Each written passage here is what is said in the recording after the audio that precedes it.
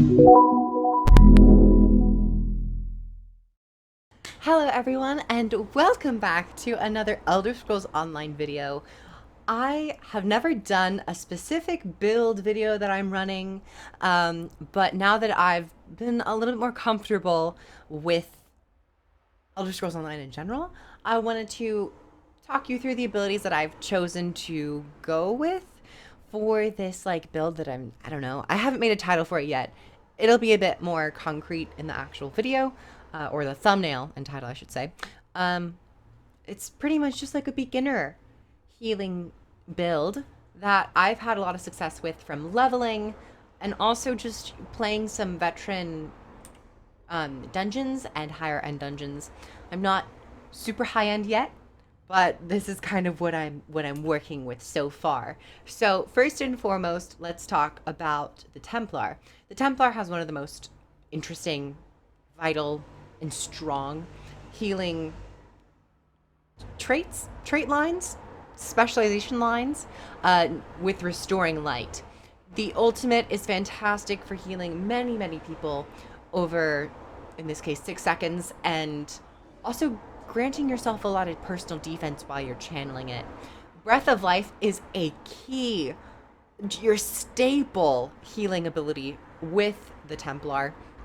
It heals you and two other wounded, or you and another wounded ally, or two other wounded allies for quite a lot of healing. Actually, it does heal 3. I was right. Ritual of Rebirth is pretty nice for an instant cast. It does consume a whole lot of magicka. So for this reason, I'm not huge on it, and especially for beginners, magicka can definitely be a point of learning and management that can sometimes be overwhelming. So Ritual of Rebirth might not be the most beginner friendly, I would say. However, it is very strong if you want to get used to it. Radiant Aura is really nice to tag surrounding enemies, allowing your allies, whenever they hit them, to restore some magicka, granting them magicka recovery 300 over 1 second. And it lasts quite a long time, so it's a nice buff. Cleansing Ritual is a lot of fun, and I currently am not using it right now. Actually, I didn't update my skill bar. Typically, what I would do. Let me finish this first. I'm so ADD. Cleansing Ritual is nice as a large AoE heal, and then Rune Focus is a nice personal buff. And then, of course, we have the Restoration Staff. I did not actually update this, but this is the current one that I'm actually running. Restoration Staff is a great weapon. A lot of nice regens, healing areas, and wards. So for a Templar, I'd say Templar is your best beginner healer, pretty much. And I've been having so much fun with it. A lot of great use out of it. And now let me just talk about the actual abilities that I'm running. For my healing staff, my restoration staff, I've still got one damaging ability, and this is Reflective Light, which can be found in Dawn's Wrath. And this is a morph allowing you to target other enemies, so it's a bit more AoE. My second skill is my Rapid Regeneration for the Restoration Staff. I like this because it does shoot to another ally as well as yourself, allowing you to have a strong, potent regen. That's nice just to keep up. Next, I'm taking Ward Ally because I do kind of like the idea that preventing damage from actually affecting the health bar is so much better than actually curing it and healing it back up. So that's why I'm taking Ward Ally. And then for the last two are my strongest heals, which they're just fun. Breath of Life is so good. I can't speak about this enough, but Breath of Life is fantastic. And then Illustrious Healing is a healing area, which, I guess I can show it. A healing area which heals over time. I've morphed this into Illustrious Healing, which increases its total healing. And then, of course, we have Breath of Life, Rapid Regen. The Ward allows a little shield. So this is my first weapon set that I'm running, which is a Restoration Staff. The next weapon set, I'm actually running a Destruction Staff, which I'm not actually using any destruction abilities. but you could. You could if you wanted to. Uh, this allows me to do a little bit more damage. Of course, with the destruction staff being a bit more damaging than the restoration staff, that it's slightly where the more damage is. But I often swap to this weapon set when there's not a lot of damage going out, or I have enough regens and AoE healing going around to the point where I'm allowed to damage. Sometimes damaging and killing enemies and adds faster is once again better than healing up the damage that they do. If you can kill them faster, you won't need to heal. So for this, I'm taking Dark Flare for its really strong damage, and then also applying Major Defile and granting myself Empower. So Dark Flare does quite a lot. The Major Defile, I think, is a bit more PvP focused. However, the Empower is really nice. And I apologize for, of course, the background noise. It's very hot. The second ability I'm taking is Radiant Oppression, which is an execute. It does so much more damage the lower your enemy's health is. So be sure to use it when your enemy is like reaching like 25% health. Just start spamming it. Purifying Light. Actually, I should probably swap these over to 3-4. My third ability is Radiant Aura. This is the Restoring Light ability, which I talked about previously. And it'll tag a bunch of enemies around you, allowing your allies to strike them and gain Magicka recovery. For my fourth ability, I'm taking Purifying Light, which can also be selected and morphed in the Dawn's Wrath, because this is a healing pretty much ability, or total build. I wanted to have something where it's slightly damaging. However, when it expires, it leaves a slight healing area around the enemy.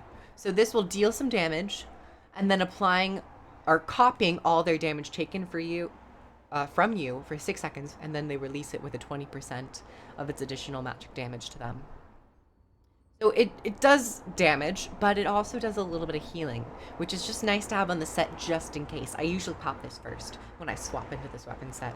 And then, of course, we have Breath of Life. This is just an emergency go-to, you know, if you need it. And then, of course, Solar Prison. I actually didn't talk about the ultimate. I kind of did. But Solar Prison is great. And then I didn't really touch on it, but I'm taking Practiced Incantation for my ultimate, which I can't actually use right now. But that's pretty much the build I'm running.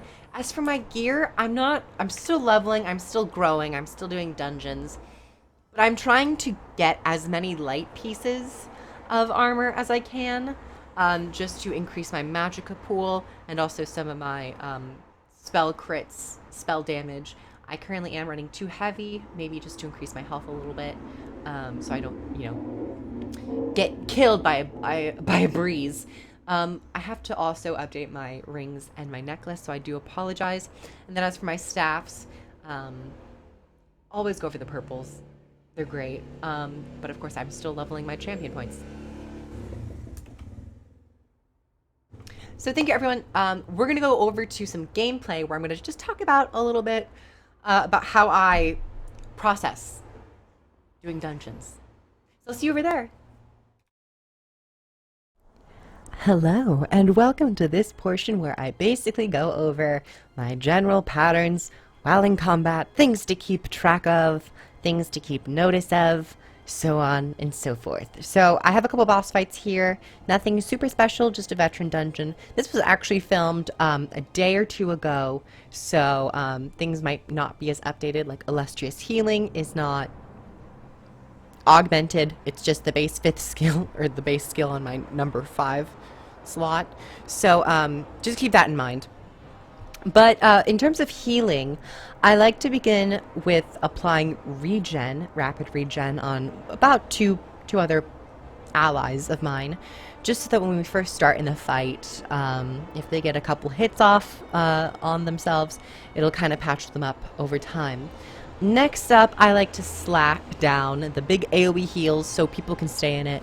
You want to really position it basically in the center, directly on the boss, to give it a pretty large circumference in terms of where melee characters will be standing. So that's always very useful. But by then, I tend to swap to my damaging staff, my destruction staff, and I will pop my third and fourth skill to get some magicka on them, and then get their damage bolstered, and then eventually have a large pool of healing around them. But then overall, it's pretty simple. I mean, a lot of it depends on the boss fights. Some of them are a bit more engaged, but keep in mind that your allies' health bars are on the left. Now, there are add-ons I might go over in the future. I myself need to update my existing add-ons, which is why my game looks pretty vanilla right now. But I might go make a video in the future about certain add-ons that you might want to keep in mind as a healer, and keep in mind in general as anyone who's doing actual dungeons. But for the most part, with the restoration staff, rapid regen and warding of allies is really important, just to keep rolling. And in terms of magicka, I've never really had an issue with magicka, considering your heavy attacks will restore a large part of your magicka that you've used during the fight. And I even think within the skill line for restoration staff, sorry for the noise again. You might be able to actually restore magicka around you for other allies. I know definitely a portion of the damage done with your fully charged attack on your restoration staff will heal an ally around you. It might also restore magicka. I might also just be getting that mixed up with the healing. But definitely keep in mind that you shouldn't have too much of an issue if you are consistently pulling off heavier attacks. Overall, key things: make sure you look at your health bars, use stronger heals when needed, and then keep applying regen and more minor heals and utility, so that you don't end up needing to spam all your larger heals. And then use your defensive ultimate when necessary. That's all I really gotta say. Execution also, within the destruction staff set for Templar, you have your Radiant Oppression, I think it's called. It's an execute, does more damage the lower your health is, so don't be afraid to just spam that when your boss is lower. So thank you everyone so much for watching. Like the video if you liked it, comment below your thoughts on my beginner's guide to Templar healing and my current setup. Any improvements are welcomed, and I'll see you guys in the next one. Subscribe, Patreon, all things down below.